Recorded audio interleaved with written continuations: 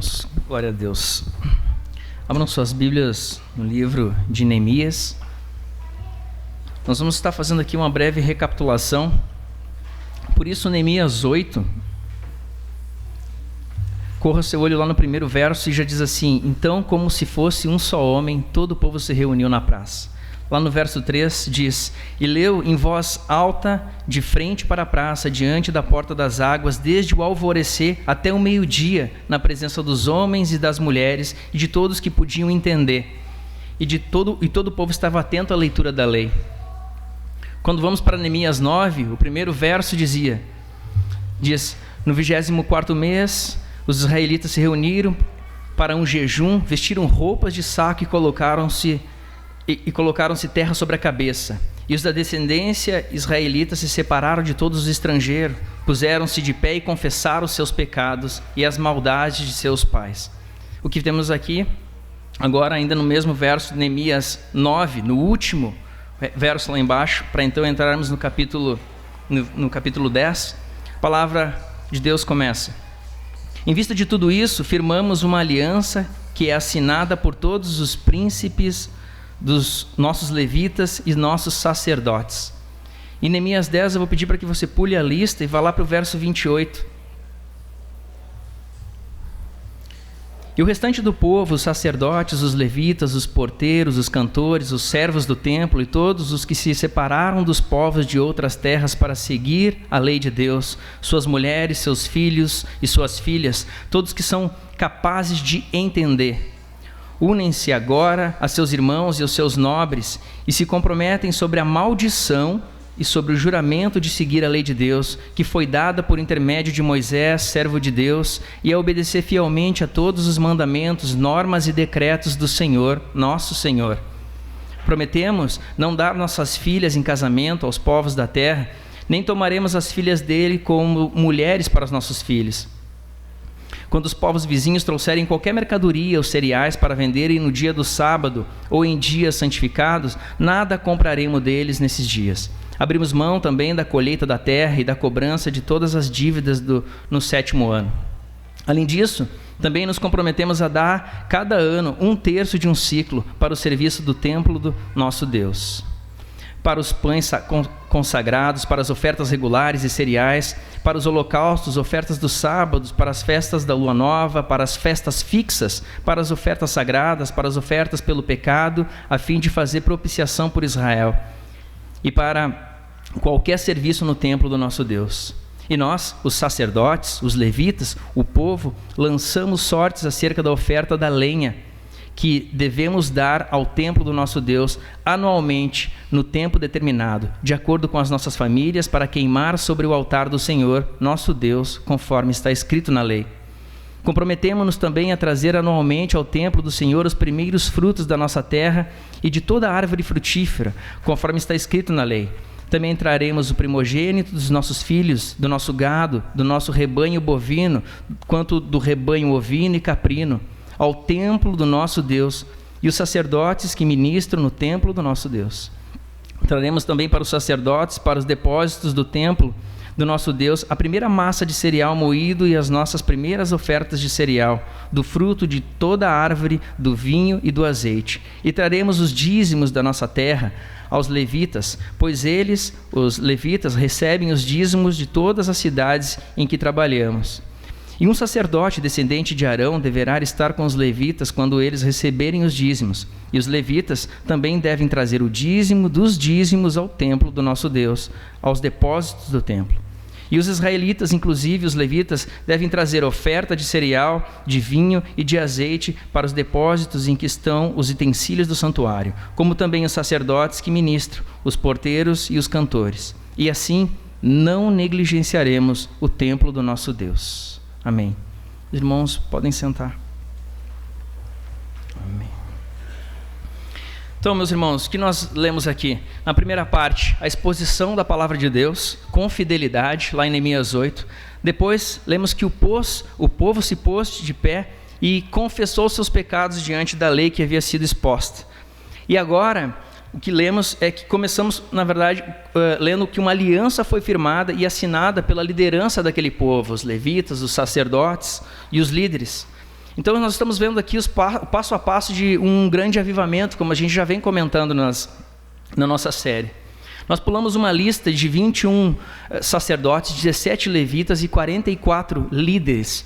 E é interessante também que o nome de Esdras não aparece nessa lista, embora ele também seja signatário da carta. Bem provável que ele esteja incluído na casa de Seraías, que já encabeça a lista se a gente começar a ler Neemias 10. E ler toda aquela lista que a gente pulou. Repare então que nessa primeira parte o povo de Deus se realinhou com Deus da lei e se comprometeu a andar conforme a lei de Deus, a observar os mandamentos de Deus e os juízos, os seus estatutos também. E essa ideia de andar na palavra de Deus, ela permeia todo o Antigo Testamento e obviamente também não estaria exclusa daqui. E no final do verso 28 nós lemos: todos que são capazes de entender. A gente já havia lido isso já no capítulo 8. Então nós podemos concluir que havia aqui uma necessidade do povo ter compreensão a respeito daquilo que eles estavam fazendo, entendimento daquilo que eles estavam ouvindo acerca da palavra de Deus. E no verso 29 nós lemos que o juramento do povo é reforçado por uma maldição. Vejam bem, justamente eles entendiam que poderia haver um julgamento divino sobre eles caso eles não cumprissem aqueles mandamentos, as leis do Senhor. Por isso era necessário um grande compromisso com Deus por parte do povo. E é isso que eles estavam fazendo. É necessário também, irmãos, compreensão das implicações de servir a Jesus. Digo aqui, do chamado para ser cristão. E o discipulado cristão, ele tem um custo. E é isso que lemos quando vamos para Lucas 14, 25, e a gente vê que Jesus para frente à multidão e começa a falar as implicações que existem realmente em servir a Jesus Cristo. Estava sendo feito ali pelo povo e pelas famílias, era essa grande adesão da lei de seguir a Deus, mas chama a atenção a unidade do povo. O povo não estava dividido ali, havia uma unanimidade do povo perante as determinações da lei de Deus, como nós lemos aqui no Salmo, como nós lemos há pouco aqui também, cantamos com o nosso credo também, havia uma unidade do povo através da palavra de Deus, todos creram da mesma forma, pensavam da mesma forma. Olhem aqui para a nossa arte da série de Neemias, Esdras e Neemias, essa ilustração que eu fiz.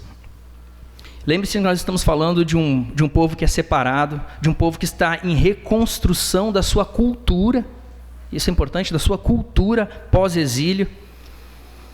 E essa cultura agora faz com que eles, enfim, sejam uma cidade separada, fortificada, com muros e portas, mas não somente isso também, a fé deles dava para eles a identidade de quem esse povo era, o povo que adorava ao Deus Jeová, o único Deus verdadeiro. É como se perguntássemos para eles assim, quem são vocês? E eles pudessem nos dizer que eles são o povo escolhido por Deus, porque isso definia eles.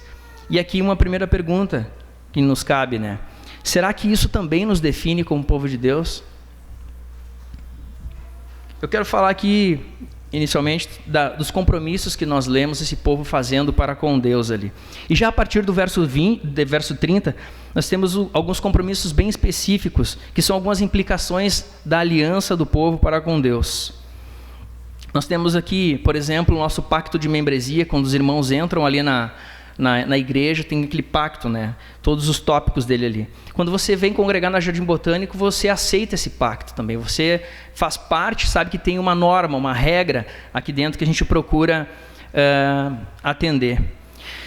Pois se a fé em Jesus Cristo tem implicações com os mandamentos de Deus, a prática desta fé tem implicações na comunidade local, onde você está inserido. Então, vamos aqui falar dos casamentos mistos, por exemplo, como eles citam ali,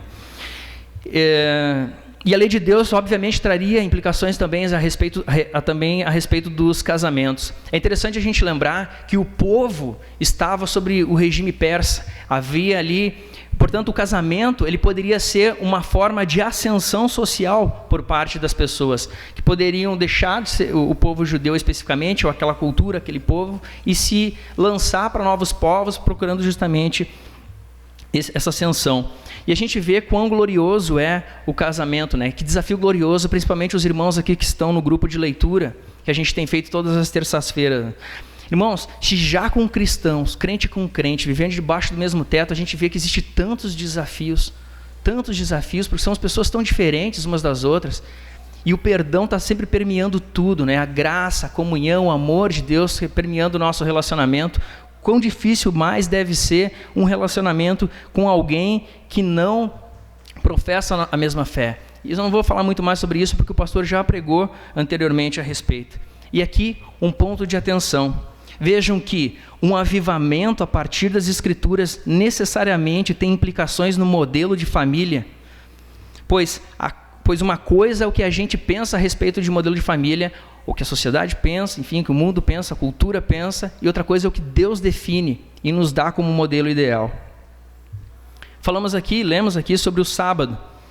É interessante que existiam comerciantes estrangeiros ali, em volta da cidade fortificada. Eles faziam negócios com eles. Mas o povo judeu, hebreu, chegava a ter o despautério de pensar o seguinte: se tu não está sobre a aliança e eu estou, eu posso fazer negócio contigo porque a gente não está trabalhando. Só que o que nós vemos aqui agora é que o modelo de negócio também estava sobre ameaça. Esse modelo de negócio nos moldes que estava sendo praticado, porque estava sendo feito também no sábado. Então também estava havendo um resgate a respeito da guarda do dia do Senhor. E aqui um ponto de atenção.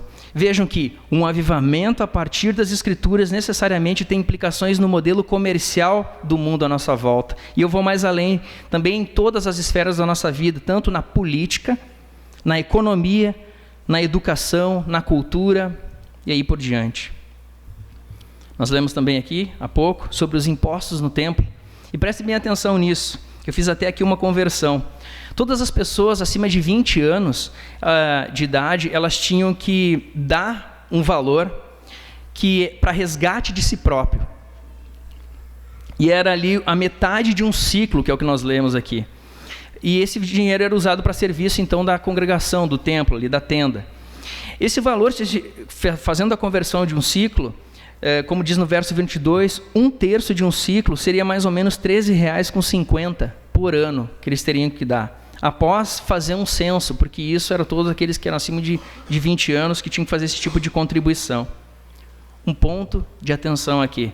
Vejam que um avivamento a partir das Escrituras necessariamente tem implicações nas responsabilidades com a igreja que estamos congregando, para com os missionários, para com os pastores integrais que sustentam suas famílias, com as obras sociais e com a manutenção da igreja, e aí por diante.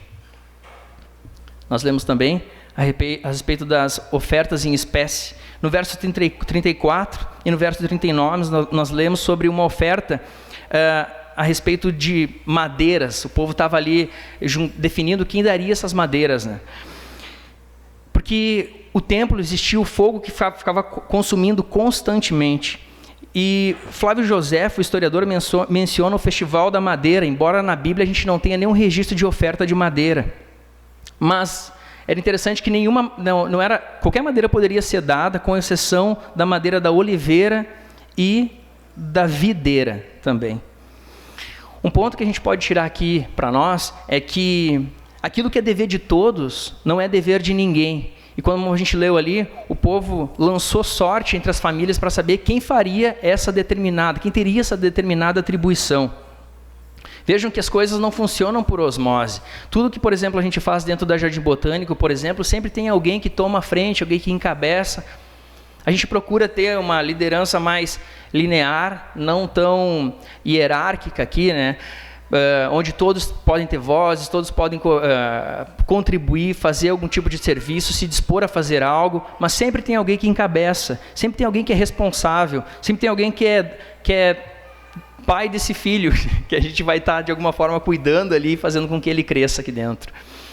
Lembro de uma vez que o Rodrigo até comentou algo e dizia assim, é aquela coisa, né? Quando tem 2 adultos cuidando de um bebê, a chance de ter algum problema ali é grande, né? Porque no fim das contas um está contando que o outro cuide e aí acontece um acidente, né? Uma queda, por exemplo, né?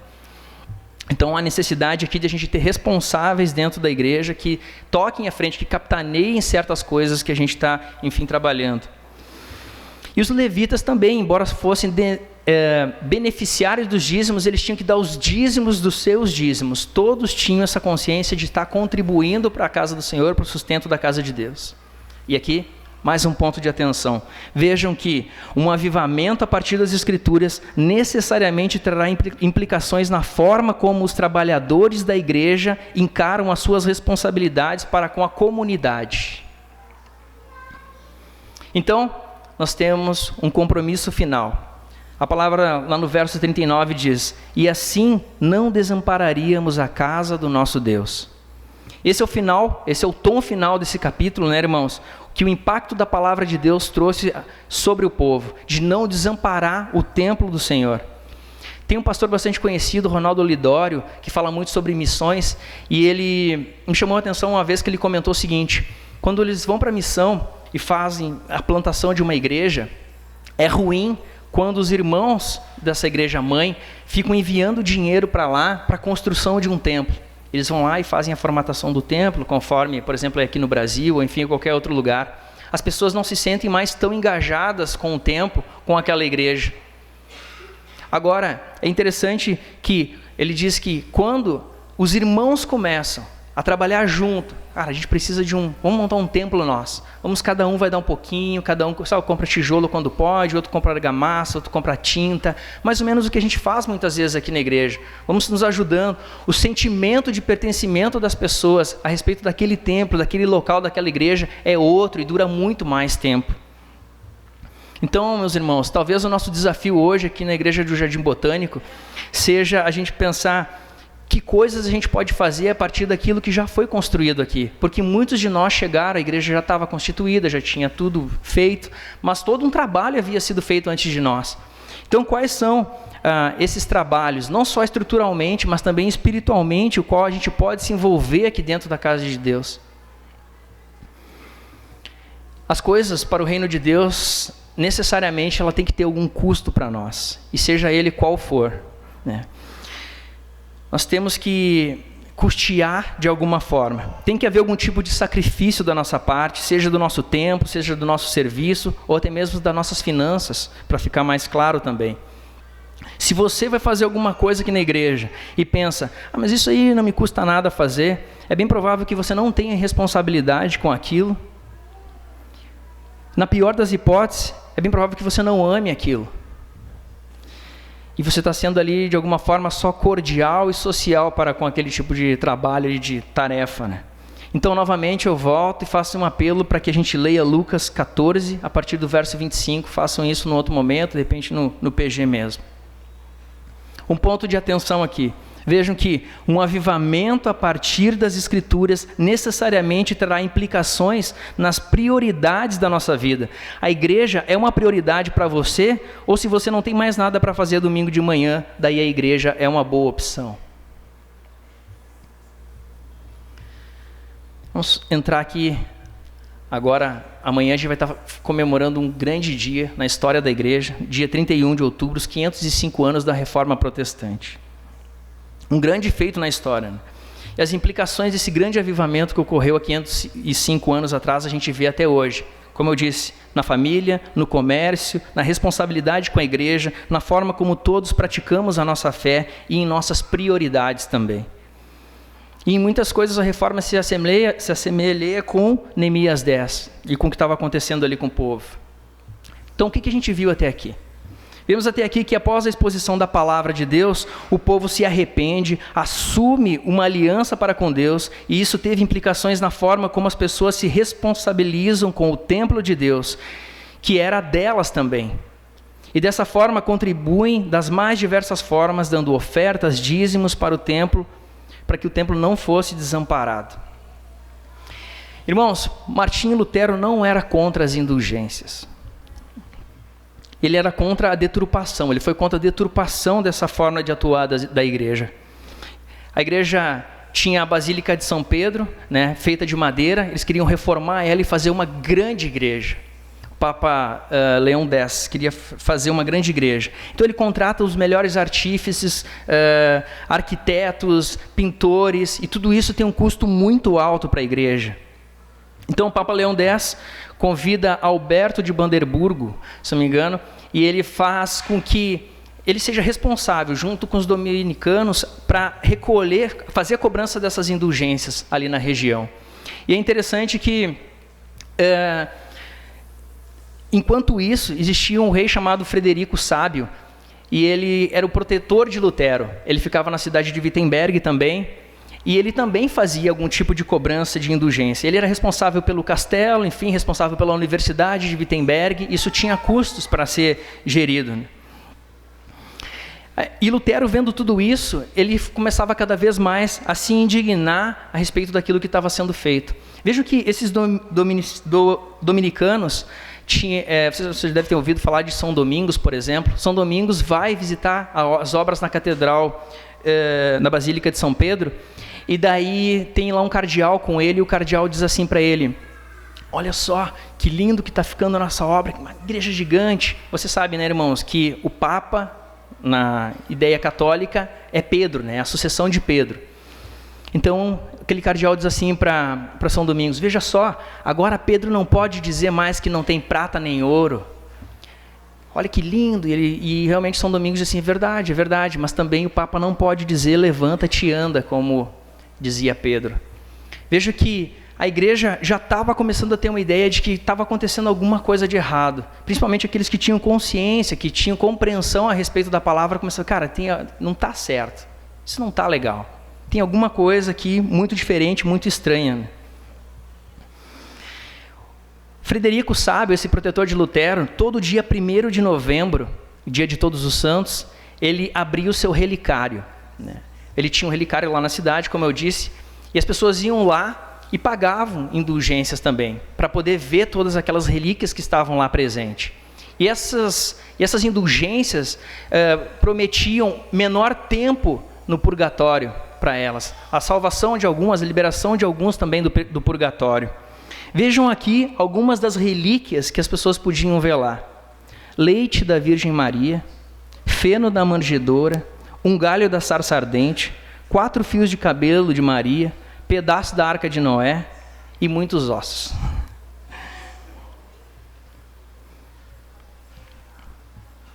Então, essas indulgências que ele cobrava após abrir esse relicário para as pessoas poderem ver lá, era justamente para que ele pudesse manter todo esse sistema ali ativo. E a ideia dele era fazer com que Wittenberg fosse, por exemplo, o centro cultural e histórico da igreja. Assim como Roma era o centro da fé cristã, Wittenberg seria ali a grande cidade onde as pessoas iriam lá visitar e ver essas relíquias maravilhosas que ele tinha para todos. Só que, como ele não queria competição com Wittenberg, e os dominicanos estavam ao redor da cidade, não podiam cobrar indulgências lá, surge um pregador bastante conhecido dos irmãos também, chamado Johann Tetzel, que foi o maior cobrador de indulgências daquela época.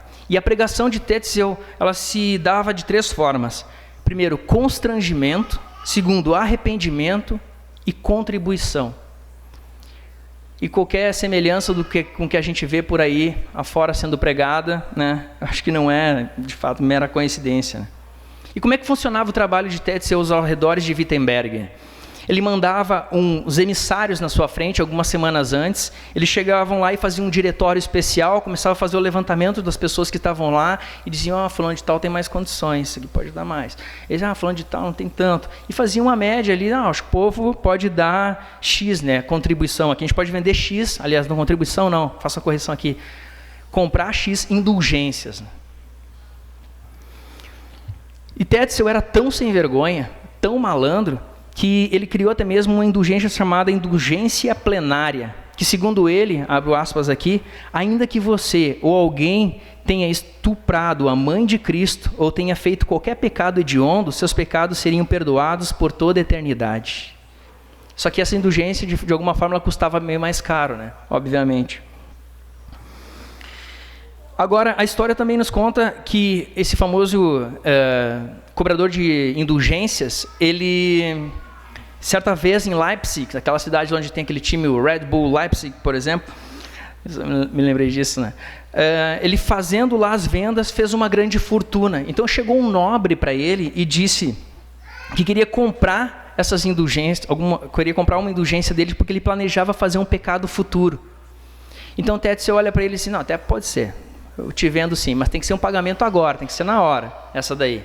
Ele vai lá e compra. E após se afastar da cidade de Leipzig com essa comitiva ali, essa comitiva é atacada e é saqueada. Então esse nobre faz isso e ele diz para ele assim, então esse era o planejamento que eu tinha para fazer, né? Essa era a ideia do pecado futuro que eu queria. Então eu estou absolvido aqui e o Tetzel, de alguma forma ali, ele é saqueado do seu dinheiro, né?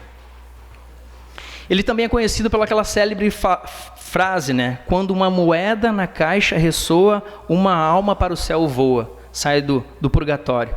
Philippe Melanchthon, também um reformador, dos primeiros reformadores, escreveu sobre Tetzel dizendo que ele era um bajulador muito audaz e um chato atrevido. Então, irmãos, após as pessoas verem isso aos arredores, elas voltavam para a cidade de Lutero, para Wittenberg, e comentavam tudo com isso com ele. Olha, está acontecendo isso. Isso cada vez mais fazia com que ele ficasse indignado com a forma como a igreja estava atuando, com a forma como as contribuições estavam sendo feitas. Agora, então, obviamente, vai fazer a tão célebre atitude de ir lá e pregar suas 95 teses, como os irmãos sabem muito bem. Só que lembram que o relicário, de Frederico, era aberto no dia 1º, dia de Todos os Santos. Justamente por isso, um dia antes, no dia 31 de outubro, ele vai lá e prega as 95 teses na porta do castelo da igreja, lá em Wittenberg, e causa todo o rebuliço que aconteceu, toda a transformação que aconteceu na igreja. E cá estamos nós, então, relembrando esse dia glorioso, esse grande avivamento que aconteceu há 505 anos e que nós temos muito a agradecer a Deus por esse fato, né, por esse ocorrido aqui. Então, meus irmãos, depois dessa digressão toda, depois de toda essa volta aqui, eu quero fazer aplicações aqui com vocês. E a primeira delas, meus irmãos, é que um avivamento começa pela liderança. Assim foi com os príncipes, com os levitas, com os sacerdotes que firmaram uma aliança, né, com Deus. Isso trouxe consequência para todo o povo de Deus. A reforma protestante, da mesma forma, também trouxe novas perspectivas para nós a respeito das Escrituras. Ninguém aqui pode pegar, cruzar os seus braços e dizer assim, é verdade, um avivamento tem que começar com a liderança, aí, com os pastores ali do Botânico, essa galera tem que começar o avivamento aí, ó. Isso é com eles. Quando nós vamos para a palavra de Deus em 1 Pedro 2,9, nós lemos, vocês, porém, são geração eleita, sacerdócio real, nação santa, povo exclusivo de Deus, para anunciar as grandezas daquele que chamou das trevas para a sua maravilhosa luz. Sim, de fato, nós temos muitos líderes cristãos que deixam muito a desejar, mas essa responsabilidade aqui é de todos nós. Portanto, meus irmãos, a pergunta aqui para a gente debater em nossos PGs é: como estamos nos portando frente ao que nos é exposto na palavra de Deus? Como nós estamos nos portando diante daquilo que é exposto na palavra de Deus? Essa palavra de Deus está entrando no nosso coração? Quais são as implicações da entrada da palavra de Deus no nosso coração? Está mudando alguma coisa em nós? Será que o Deus Criador, perfeito, excelso, magnânimo, todo-poderoso, tem algum problema? Ou, de repente, a gente que está precisando fazer algum tipo de avaliação diferente? A segunda aplicação que faço, e gosto muito dela, é a respeito da cultura, meus irmãos. Nós precisamos fazer um resgate da cultura do reino de Deus. Nós precisamos mexer com o imaginário das crianças, dos nossos filhos. Lá em casa, por exemplo, eu tenho tentado adquirir alguns quadros, né? Eu tenho um quadro lá que obviamente é uma réplica, né? Senão estaria milionário, do Rembrandt, da Tempestade. Gosto muito daquele quadro e eu quero que a Heloísa cresça e diga, sabe? Eu lembro que meu pai tinha um quadro, né, que tinha todos os apóstolos dentro do barco, tinha Jesus, e o pintor mesmo se colocou lá dentro, né? Era um quadro lindo. Eu quero que ela veja a Santa Ceia e fique pensando sobre tudo o que está acontecendo ali. Recentemente comprei um quadro antigo também, um quadro bastante pietista, assim, que tem 2 caminhos. Eu vejo que alguns irmãos vão lá e dizem, eu lembro minha avó tinha esse quadro aí. Eu lembro que fulano de tal tinha, eu lembro desse quadro aí. E eu quero também que a Heloísa cresça e reflita sobre aquilo ali. E de alguma forma vamos estar ali, eu e a Vanessa, para conseguir direcionar melhor, para que ela não descambe para um lado ou para o outro também, né? Demais. Mas essas coisas ajudam no imaginário, formam o imaginário, como formaram os nossos imaginários quando nós éramos pequenos também. Como é a cultura da sua casa? Ela converge com a cultura do reino? Ou se você vendesse a sua casa hoje, um ímpio entraria nela e não mudaria absolutamente nada? Como é a cultura cristã e qual o impacto da cultura cristã na sua vida? Irmãos, é cultura da igreja, todo dia 31 a gente relembrar a reforma protestante, né? E como eu disse, isso trouxe diversas implicações para a igreja, em todos os aspectos, seja cultural, porque o link que eu faço isso com o que a gente estava comentando antes, é que o povo, após a exposição da palavra de Deus, restabeleceu toda a sua cultura, as suas festas, o seu rito, o templo mesmo, tudo ali, a forma de interagir com Deus, a forma de cultuar a Deus, tudo isso passava também pelo aquilo que era cultura, aquilo que definia o povo de Deus naquele momento ali. Aqui, por exemplo, no Jardim Botânico, eu gosto muito de ícones, né? Eu acho a nossa iconografia muito bonita, a iconografia cristã é muito bonita. Então, por exemplo, a gente tem aqui a palavra de Deus, porque o púlpito fica aqui, temos o Xirô ali, e uma Bíblia, a Santa Ceia, porque ela é ministrada aqui, nós temos Cristo emulado, e é a razão de todos nós estarmos reunidos, está aqui na nave da igreja, porque o Espírito Santo, através da pregação do Evangelho, da cruz, nos trouxe até aqui. Tudo isso faz algum sentido para nós. Isso é lindo, meus irmãos. É algo que nenhuma outra religião pode ter, ninguém pode ter. É algo da igreja, é algo do cristianismo. É um legado maravilhoso nosso. Talvez, meus irmãos, por exemplo aqui, as irmãs estão ministrando com as crianças sobre as 5 solas. Uma excelente forma de desenhar, sabe? De colocar em caneca, de colocar em camiseta, de fomentar essa cultura. As crianças estão vendo os desenhos ali de cada sola e aprendendo com elas. Isso faz parte da nossa cultura, faz parte de quem nós somos, porque isso meio que norteia também a nossa fé, as 5 solas da reforma. Outro ponto é que eu não tenho dúvidas que a igreja talvez seja a instituição no mundo, né, com maior riqueza cultural. Não existe outra instituição no mundo com maior riqueza, que tenha dado um maior legado cultural para a humanidade.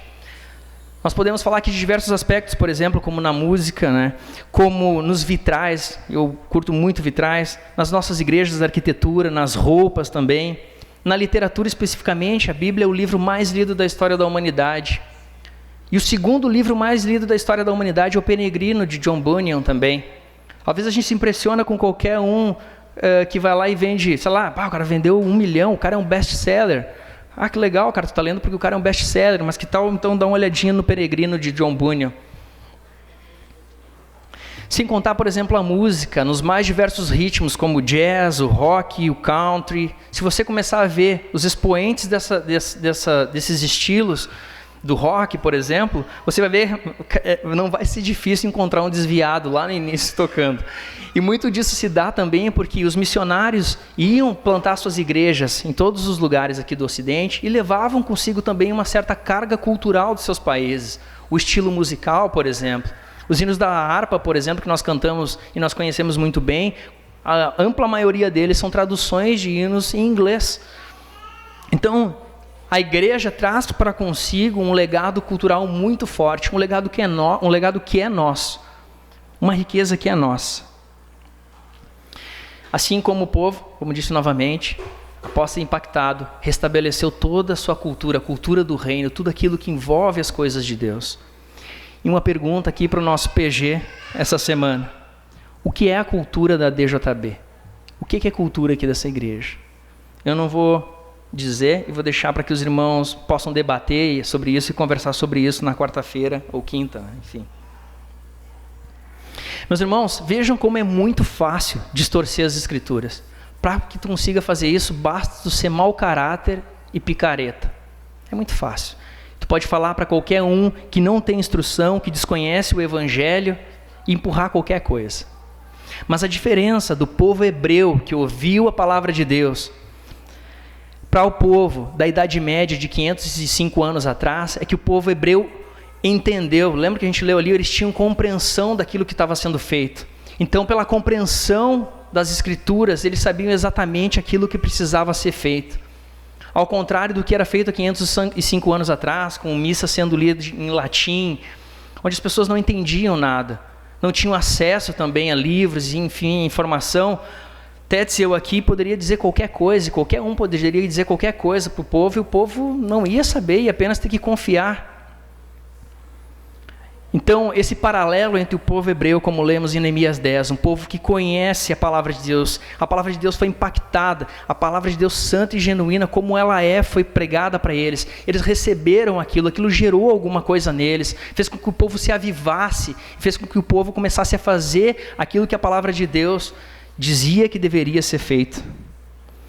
Portanto, o legado da reforma é esse: todos têm acesso às Escrituras e têm responsabilidades para com ela.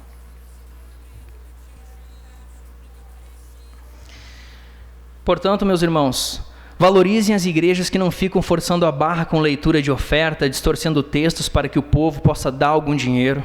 Valorize a igreja que não fica vendendo cura, vendendo um Jesus apaixonadinho que parece um adolescente de 12 anos.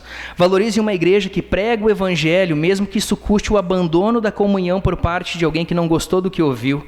Valorize a sua igreja, sinta-se responsável por ela e contribua conforme você pode.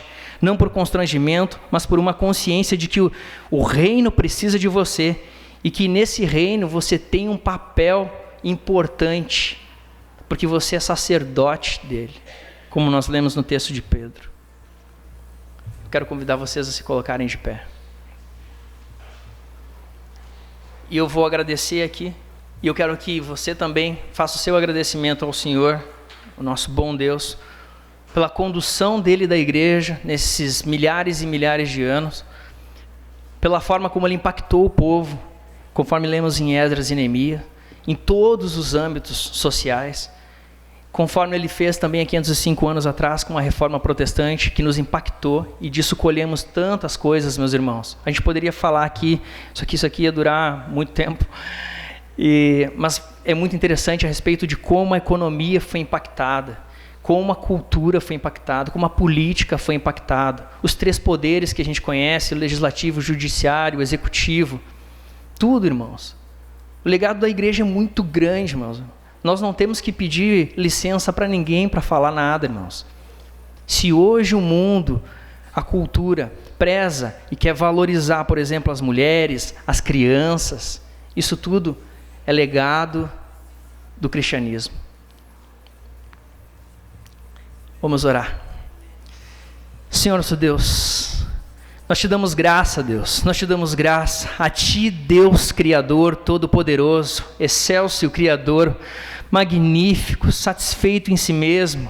Sim, Deus, o Teu povo aqui reunido, Senhor, nessa manhã, para celebrar também, Deus, esses 505 anos, Senhor, desse feito, qual Tu levantaste, Senhor, tantos homens no passado, Senhor, para voltarmos às Tuas Escrituras, para voltarmos ao Teu Evangelho, Deus, nos dando exemplo também, Senhor, do que Tu fizeste com Esdras e Neemias, para a fundação da Tua casa, Senhor, da Tua igreja, do Teu templo, Senhor. Sim, Deus, eu te peço que o Teu Espírito Santo, Senhor, esteja sobre nós, Senhor, nos encorajando, Senhor, nos dando, Senhor, mais piedade, Senhor, mais amor pela Tua palavra, pelo Teu Evangelho, Deus, mais amor por Ti, Senhor, mais interesse por Ti, Senhor. Abre os nossos olhos, Senhor, para que possamos voltarmos, Senhor, para Ti, voltarmos para Tuas Escrituras, Senhor, voltarmos, Senhor, para a grande verdade, Senhor, a verdade com V maiúsculo, Deus, que és Tu, Senhor e Deus, que misericordioso e bom nos reuniu aqui, Senhor, através da pregação do Teu Evangelho, Deus. Oh Deus, eu Te agradeço, Senhor, pelas Tuas Escrituras, que Tu mesmo preservaste por tantos e tantos anos, Senhor, para que chegasse facilmente até nós, a nossa geração. Ajuda-nos, Senhor, a cada um de nós, para que sejamos bons sacerdotes, Deus. Ajuda-nos, Senhor, na ministração do Evangelho em nossas casas, para que sejamos homens, Senhor, que amem suas esposas, amem seus filhos, que cuidem suas casas, Senhor, que tenha a responsabilidade do pastoreio do nosso lar. Levanta, Senhor, mulheres, continua levantando mulheres, Senhor, que são servas, Senhor, que amam a Ti, Senhor, que são piedosas, que são sábias, Senhor. Mulheres, Senhor, que conduzem suas casas também maravilhosamente bem, Senhor. O Teu povo, Senhor, e as famílias, Senhor, aqui reunidas. Eu te peço, Senhor, que tudo continue convergindo para as Tuas Escrituras, convergindo para o Teu Evangelho, Senhor, que de forma graciosa Tu nos deste. Deus, eu te peço, Senhor, pela liderança, Senhor, da nossa igreja, Senhor, o Jardim Botânico também, Deus, que Tu tem levantado, Senhor, aqui, do mentoreamento também, Senhor, dos líderes que Tu tem levantado ali, Senhor, nos ensinado, Senhor, para que possamos aprender cada vez mais e mais da Tua palavra, Senhor. Ó Deus, nos tira do marasmo, Senhor, da inércia espiritual, Senhor. Dá um sacode com a gente, sacode a Tua igreja, Deus, mais uma vez, Senhor. Sacode o Teu povo, Senhor, para a pregação do Evangelho, Senhor, para o alcance das almas, Senhor. Ó Deus, o mundo está perdido lá fora, Deus. As pessoas precisam conhecer o Teu Evangelho, não esse arremedo que muitas vezes nós vemos, Senhor, na televisão, Senhor, em qualquer outro lugar, Senhor. Sim, a Tua palavra santa e genuína, Senhor, fiel sendo pregada, Deus. Usa-nos, Senhor, a cada um de nós, Senhor, nos dá sabedoria, nos dá intrepidez, Senhor, nos dá ousadia, Senhor, no pregar da Tua palavra. Ajuda-nos, Deus, porque nós não temos nada a perder, Senhor, nesse mundo, Senhor. Sim, Deus, nós estamos seguros em Ti, pela Tua graça, Senhor, pela Tua misericórdia e pela Tua bondade, Senhor. Enche os nossos corações de louvor, Senhor, enche os nossos corações de alegria nesse dia de festa, Senhor. Sim, Deus, em que nós celebramos amanhã os 505 anos da Reforma, Senhor. Faz-nos refletir melhor, Senhor, a respeito da nossa conduta, do nosso comportamento para com as Tuas verdades, com as nossas responsabilidades com a Tua igreja, Deus. Oh Deus, ajuda-nos, Senhor, a não fazer desse culto, Senhor, desses encontros, Senhor, apenas um momento social, Senhor. Sim, mas um momento de comunhão, Senhor, de alegria, Senhor. Um momento, Senhor, de estarmos juntos. Senhor, nos dá interesse em conhecermos os nossos irmãos, Senhor, em termos comunhão mais com eles, em visitá-los, Senhor, em sermos visitados por eles, Senhor. Ajuda, Senhor, para que o mundo lá fora veja a Tua igreja, Senhor, essa embaixada do Teu reino aqui na terra, e queira pertencer a ela. Veja que existe algo acontecendo, algo diferente acontecendo na Tua igreja, Deus, através de nós, Deus. Eu te peço, usa cada um de nós, Senhor, ajuda-nos, Senhor. Isso é o que eu te peço no nome do Teu Filho Jesus. Amém, Deus.